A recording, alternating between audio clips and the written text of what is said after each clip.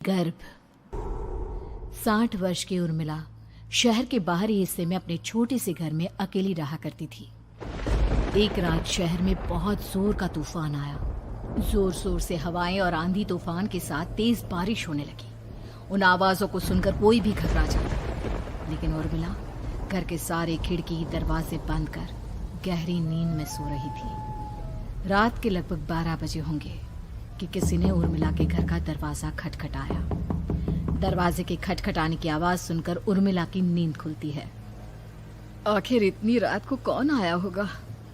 उर्मिला जाकर दरवाजा खोलती है तो सामने लगभग 26 साल की बेहद सुंदर लड़की को खड़ा देख हैरान रह जाती है। कौन हो बेटा? और इतनी रात को इतने भयंकर तूफान में कहाँ भटक रही हो? चाची, आपने मुझे पहचाना नहीं? मैं आपकी दूर की रिश्तेदार शालिनी। अरे हाँ, बचपन में तुझे देखा था। इतनी जवान हो गई है, कैसे पहचान में आती। लेकिन तू यहाँ क्या कर रही है, और वो भी ऐसी अंधेरी तूफान भरी रात में? उर्मिला की बात सुनते ही शालिनी की आंखों से आंसू बहने लगे। वो फूट फूट कर रोने लगी। ये देखकर उर्मिला को कुछ समझ में नहीं आया और उसने शालिनी का हाथ पकड़कर घर के अंदर आने के लिए कहा। जैसे ही शालिनी घर के अंदर रोशनी में आई, उर्मिला की नजर उसके पेट की तरफ गई, जिसे देखकर ये साफ पता चल रहा था कि वो प्रेग्नेंट है। अरे, तू तो पेट से है। ऐसी हालत में इतने भयंकर तूफान में आधी रात को बाहर भटक रही है। आखिर बात क्या है बेटा? मुझे सब कुछ साफ साफ बता। क्या बताऊं चाची, ये सब जिसकी वजह से हुआ है उसके बारे में बताने में भी मुझे शर्म आती है। मैंने घर वालों की मर्जी के खिलाफ जाकर एक लड़के से शादी कर ली थी, पर वो शादी के 1 महीने बाद ही मुझे छोड़कर चला गया। छोड़कर चला गया का क्या मतलब? क्या उसके साथ कोई हादसा हो गया? नहीं, उसे कोई दूसरी लड़की पसंद आ गई और मेरी प्रेगनेंसी की खबर सुनते ही उसने मुझे बेसहारा छोड़ दिया। उसके बाद मैं अपने घर गई, लेकिन माँ पापा ने मुझे घर में कदम तक नहीं रखने दिया। तभी मुझे आपकी याद आई। कोई बात नहीं, कोई बात नहीं। तुमने यहाँ आकर अच्छा ही किया। एक काम करो, तुम आराम करो। वैसे भी ऐसी हालत में इतना घूमना फिरना और इस तरह आधी रात को बाहर भटकना ठीक नहीं होता। प्रेग्नेंट औरत को आधी रात को घर से बाहर नहीं निकलना चाहिए। बुरी आत्माएं उस पर अपना असर दिखा सकती है। और इतना कहकर उर्मिला ने शालिनी को एक दूसरे कमरे में जाकर आराम करने के लिए कहा।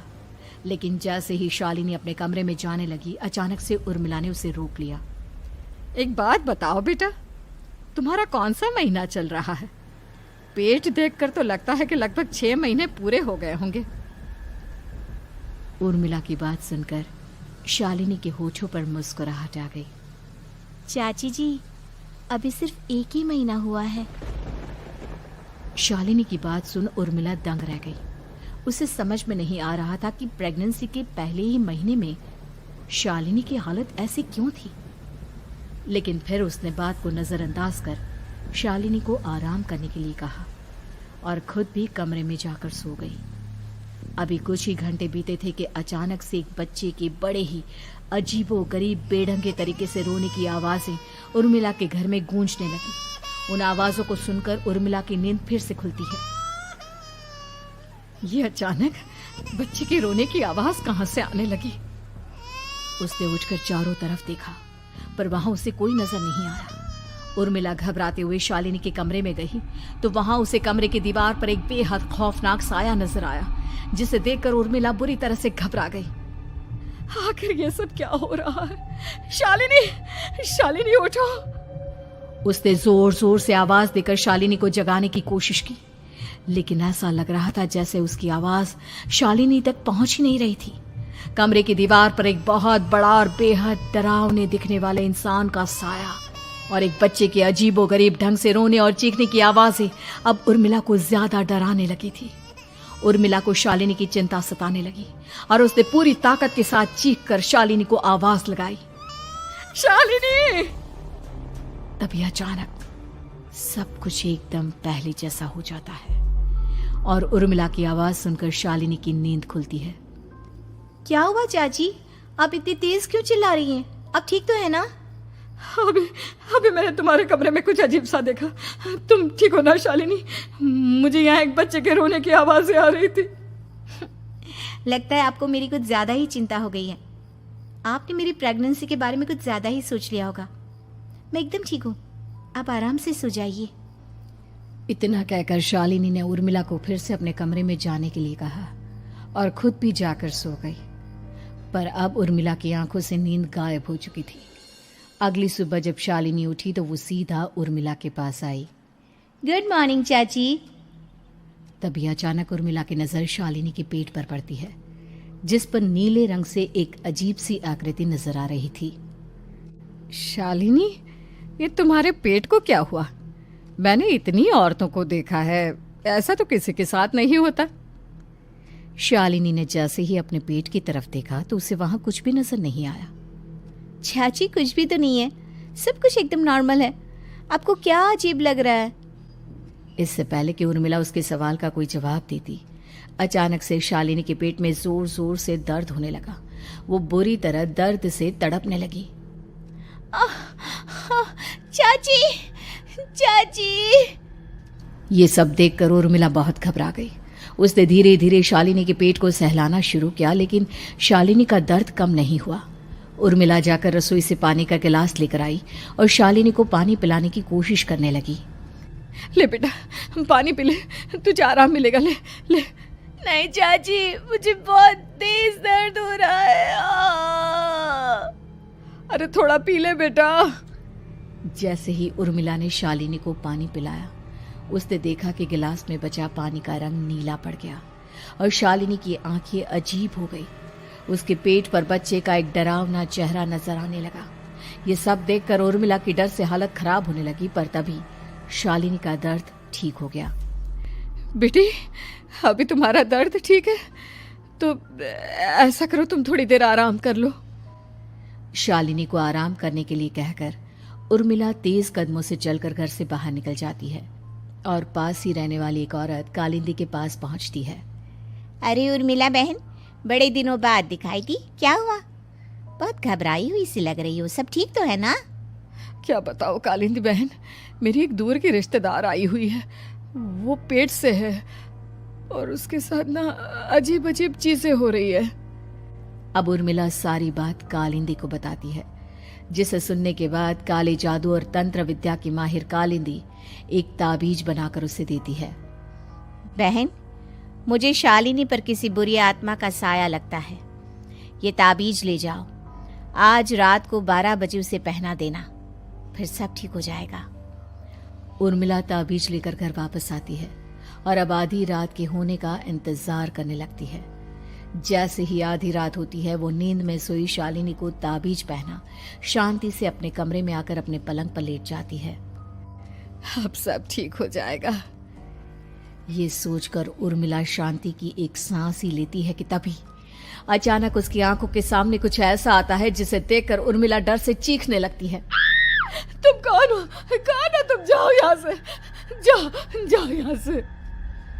तभी उर्मिला की एक जोरदार दर्द भरी डरावनी चीख वहां पर गूंज गई। उर्मिला की आंखों के सामने एक बच्चा खड़ा हुआ था, जिसका पूरा शरीर किसी बूढ़े की तरह नजर आता था, लेकिन मुंह किसी नवजात बच्चे की तरह था। उसकी आंखें गुस्से से लाल थी और वो घूर घूर कर उर्मिला की तरफ देखा जा रहा था। कौन हो तुम? कौन हो? उर्मिला के चीखते ही वो बच्चा जोर जोर से रोने लगा। घबराकर उर्मिला ने अपने हाथों को अपने कानों पर रख लिया। उसकी समझ में नहीं आ रहा है कि आखिर ये सब उसके साथ क्या हो रहा है। कौन हो तुम? कौन हो? क्या चाहते हो मुझसे? जाओ जाओ यहाँ से, आखिर तुम हो कौन? तभी अचानक से उर्मिला के पूरे घर में लाल रंग की रोशनी फैल गई। वो बच्चा धीरे धीरे कदमों से चलता हुआ उर्मिला की तरफ बढ़ने लगा। किसी नवजात पैदा हुए बच्चे के जैसे उसके रोने की आवाज अब उर्मिला के कानों में गूंज रही थी।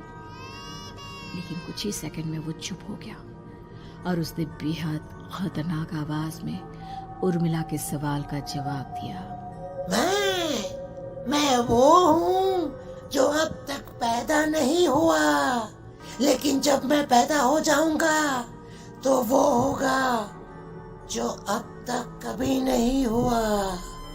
क्या कहना चाहते हो तुम? ऐसा क्या हुआ जो अब तक नहीं हुआ? तबाही होगी, तबाही। सब कुछ खत्म हो जाएगा और ये जो लड़की मुझे जन्म देने वाली है, मैं उसका खून पी जाऊंगा, सारा खून। उस बच्चे की बात सुनते ही उर्मिला बुरी तरह घबरा गई। उसका एक बुजुर्ग आदमी जैसा शरीर, एक नवजात बच्चे जैसा चेहरा, ये दोनों ही बातें उर्मिला की समझ से बाहर थी। तभी वो बच्चा अचानक गायब हो गया। घर का माहौल फिर से पहले जैसा हो गया। लाल रंग की रोशनी भी अब गायब हो चुकी थी। उर्मिला दौड़कर शालिनी के कमरे में पहुंची, जहां वो गहरी नींद में सोई हुई थी, पर उसके गले का ताबीज गायब हो चुका था। उठो उठो शालिनी, उठो बेटा, मुझे तुमसे जरूरी बात करनी है। अरे चाची क्या हुआ? इतनी रात को आप परेशान क्यों कर रही हैं? सब ठीक है ना? अभी जब तुम सो रही थी ना, तो मैंने तुम्हारे गले में एक ताबीज पहनाया था। कहाँ गया बेटा, बताओ मुझे। शालिनी ने चारों तरफ अपनी नजरें घुमाकर देखा, लेकिन वहां पर कोई ताबीज नहीं था। वह हैरानी से उर्मिला के चेहरे की तरफ देखने लगी।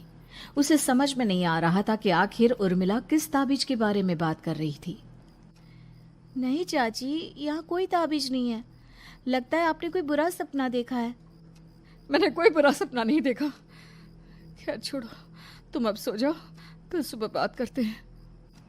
डर और घबराहट की वजह से उर्मिला की आंखों से नींद तो जैसे बिल्कुल गायब हो गई थी।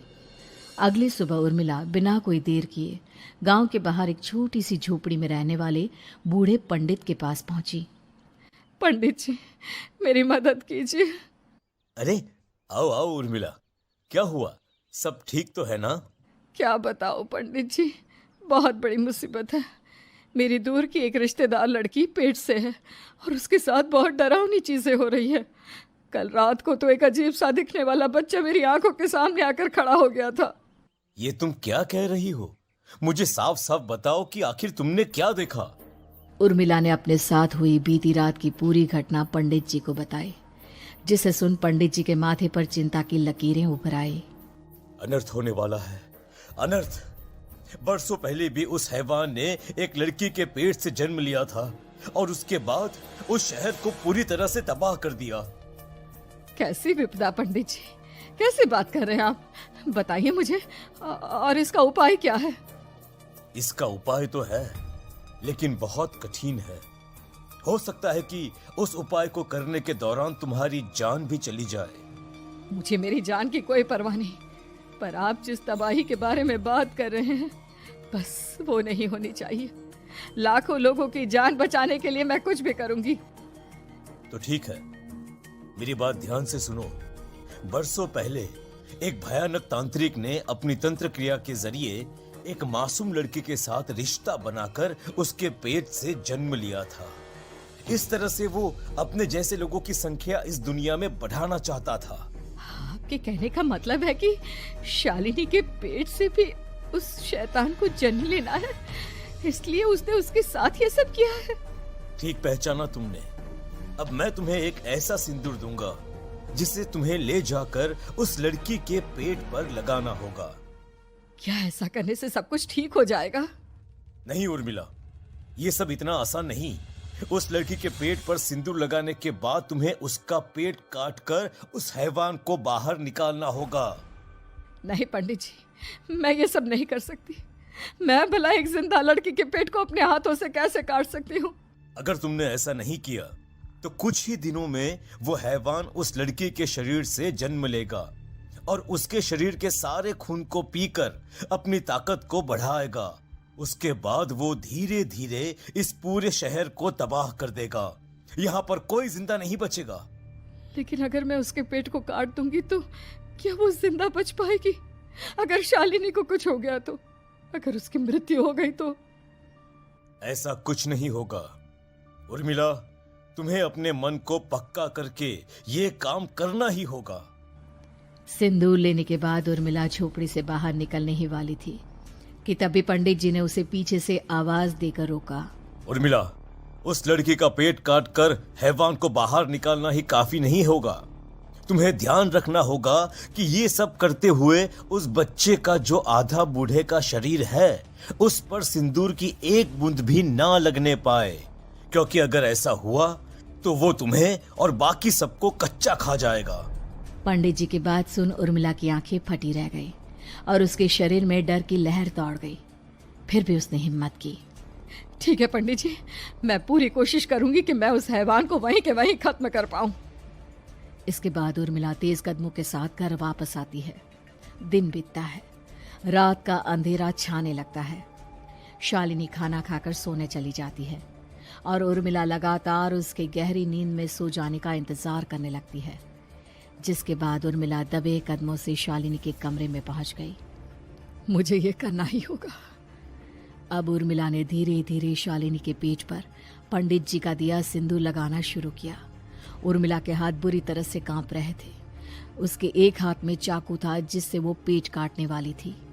उर्मिला ने एक नज़र शालिनी के चेहरे की तरफ देखा और फिर डरते हुए उसके पेट पर चाकू चलाना शुरू किया। कमाल है, मैं इसका पेट काट रही हूँ और ये आराम से सो रही है। इससे दर्द नहीं हो रहा क्या? तभी अचानक उर्मिला के कानों में बच्चे की रोने की आवाज सुनाई देने लगी। उसने घबराकर चारों तरफ देखा पर वहां पर कोई नहीं था। बस रोने की आवाज लगातार आ रही थी। उर्मिला बिना रुके लगातार शालिनी के पेट को काटती रही। उसे इस बात का भी ध्यान रखना था कि सिंदूर बच्चे के बूढ़े आदमी वाली शरीर के हिस्से पर ना लगे। कुछ ही देर में वो हैवानी बच्चा उर्मिला के हाथों में था। उसने बड़ी ही सावधानी से उस बच्चे को बाहर निकाला और पंडित जी के कहे अनुसार उसे घर से दूर जलाने के लिए ले गई। पर तभी उसके सामने वही बूढ़े शरीर और बच्चे के चेहरे वाला बच्चा आ गया। अपनी गोद में और सामने भी बच्चे को देखकर उर्मिला हैरान रह गई। मुझे मारोगी? मुझे इतनी हिम्मत कैसे आ गई तुम्हारी? तुम पैदा नहीं हुए हो और मुझे पता है जब तक तुम्हारा जन्म नहीं हो जाता तो मुझे कुछ नहीं कर सकते।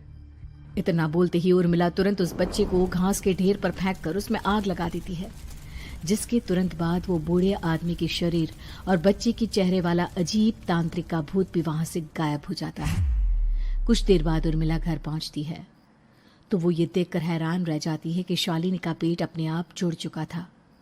शुक्र है भगवान का और उन पंडित जी का, अब सब ठीक हो जाएगा। सुबह शालिनी सोकर उठती है तो अपना पेट देख पूरी तरह घबरा जाती है। चाची, चाची ये सब क्या हो गया? मेरा पेट अचानक कम कैसे हो गया? मेरा बच्चा कहाँ गया चाची?